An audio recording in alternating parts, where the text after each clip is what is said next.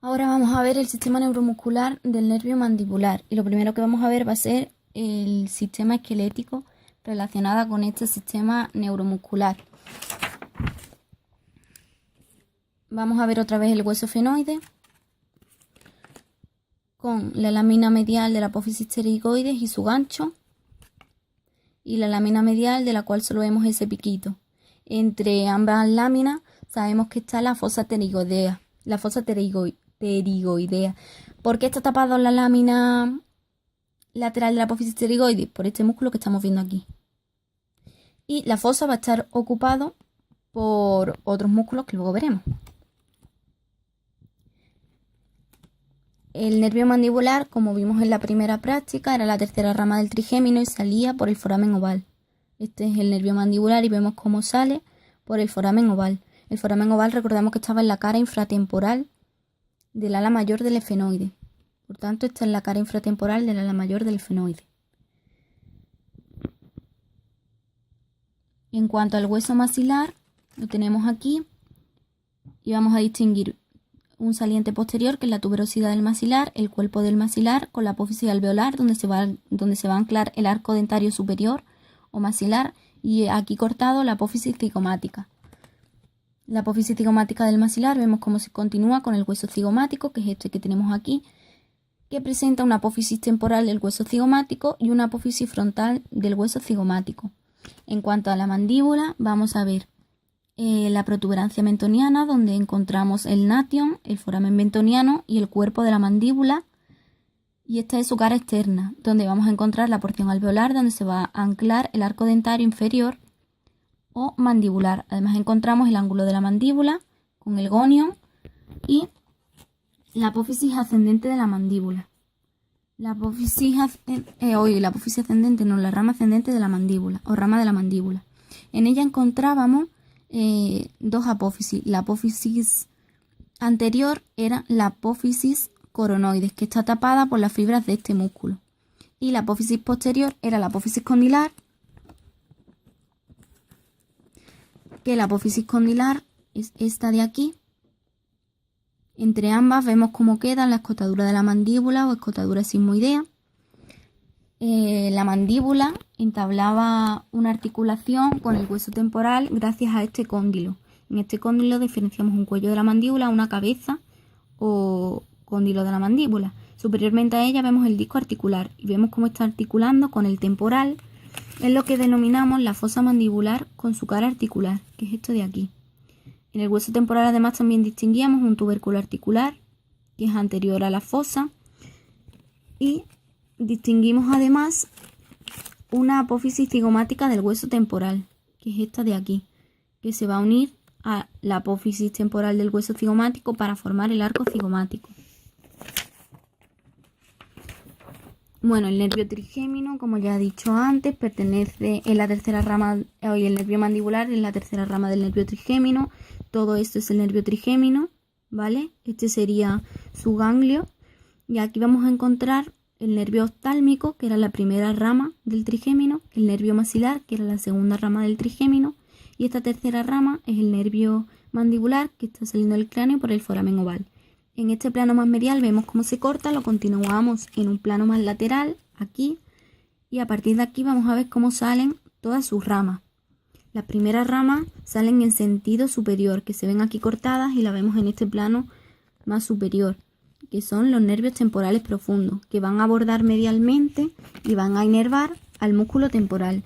El músculo temporal es todo este, que se origina en la pared medial de la fosa temporal y se inserta en la apófisis coronoides de la mandíbula. Por eso no la podemos ver, porque está tapada por las fibras de este músculo. Además de otra rama del nervio mandibular es este de aquí, el nervio maseterino. El nervio maseterino va a inervar al músculo masetero. En el músculo masetero tenemos una cabeza superficial, que es esta de aquí, que es más lateral, y una cabeza profunda, que es esta de aquí, que es medial.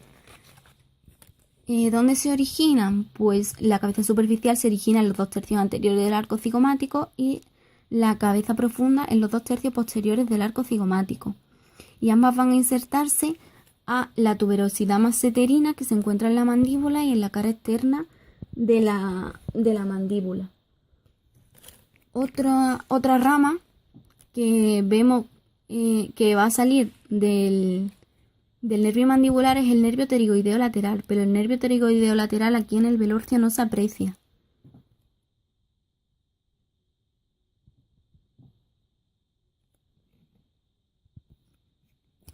Vamos a ver del nervio pterigoideo lateral dos cabezas.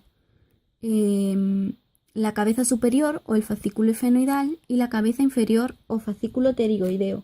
La cabeza superior o fascículo esfenoidal se va a originar en la cara infratemporal del ala mayor del esfenoide.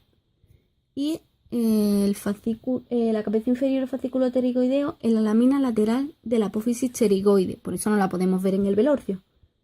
Y ambas van a insertarse en la fosita pterigoidea del cuello de la mandíbula. Estamos viendo cómo llegan aquí. Y en el disco capsular de la articulación temporomandibular.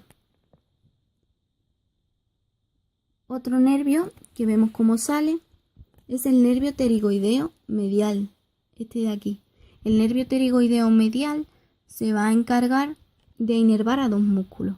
Este de aquí, que es el nervio pterigoideo medial, es el músculo pterigoideo medial. El músculo pterigoideo medial se origina en la fosa pterigoidea, entre la lámina medial y la lámina lateral de la apófisis pterigoides, y en la tuberosidad del maxilar, que era esta. Y vemos cómo hasta aquí está llegando y se va a insertar en el tubérculo pterigoideo, que se encuentra en la rama interna del ángulo de la mandíbula. Si yo coloco esto así y la mandíbula por encima, vemos cómo medialmente a este ángulo de la mandíbula vamos a encontrar la inserción del músculo pterigoideo medial. Además, el músculo pterigoideo medial también se va a encargar de inervar a este músculo que vemos aquí. Este músculo que vemos aquí es el músculo tensor del velo del paladar. El músculo tensor del velo del paladar comienza con una posición de sus fibras verticales y va a pasar a una posición horizontal al darle la vuelta al gancho de la apófisis pterigoide. ¿Dónde se origina este músculo? En la espina del esfenoide. ¿Vale? Entonces, si os preguntara Aníbal, ¿dónde está la espina del esfenoide? Pues tomamos como referencia este músculo y decimos, aquí está.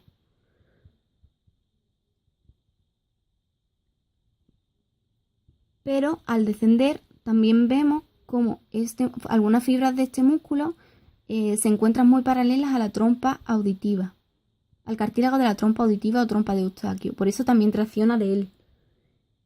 ¿Dónde se va a insertar este músculo? Pues una vez que las fibras verticales hayan dado la vuelta al gancho de la apófisis pterigoides y se hayan hecho horizontales, se van a insertar en la aponeurosis palatina del músculo tensor del velo del paladar del lado contralateral. La última rama que vamos a ver del nervio mandibular es el nervio miloioideo. El nervio miloioideo, este de aquí, que toma una posición muy inferior, vemos cómo aquí se corta y lo vamos a continuar en este plano de aquí. Y vemos cómo está llegando al vientre anterior del músculo digástrico y al músculo miloioideo. El vientre anterior del músculo digástrico, ¿dónde se origina? Se origina como estamos viendo aquí, en el cuerpo del hueso hioides. Y se va a insertar en la fosa digástrica de la mandíbula. Otra vez vemos lo mismo. Si la mandíbula estaba aquí, las fositas digástricas se encontraban lateralmente a las espinas mentonianas o espinas geni, y vemos cómo está llegando este músculo. Y el músculo miloioideo se origina en el rafe medio, en el rafe medio, que es la línea media del cuerpo del hioides, el cuerpo del hioide, y en las fibras del músculo miloioideo contralateral. Cuando un músculo y otro se unen, van a formar lo que denominamos el suelo de la boca. ¿Dónde va a insertarse este músculo? Pues vemos que otra vez está llegando a la cara interna del cuerpo de la mandíbula y se va a insertar en la línea miloioidea.